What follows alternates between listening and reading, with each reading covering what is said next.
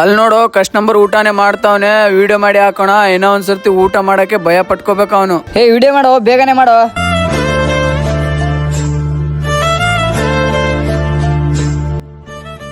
ಬೇಗನೆ ಪೋಸ್ಟ್ ಮಾಡೋ. ಹ್ಞೂ ಮಗ, ಪೋಸ್ಟ್ ಮಾಡಿದ್ದೀನಿ. ನೋಡಿ ಇವತ್ತು ಅವನ ಕತೆ ಮುಗಿತನ್ಕೋ.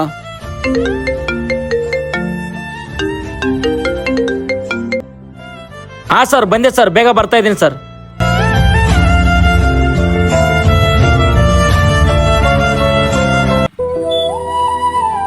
ಸರ್ ಝೊಮ್ಯಾಟೊ ಇಂದ ಸರ್ ನಿಮ್ ಲೊಕೇಶನ್ ಹತ್ರ ಇದ್ದೀನಿ. ಹಲೋ ಅಣ್ಣ, ನೀವೇನ? ಮೇಲ್ಗಡೆ ನೋಡಿ. ಸರ್ ನೀವೇನಾ?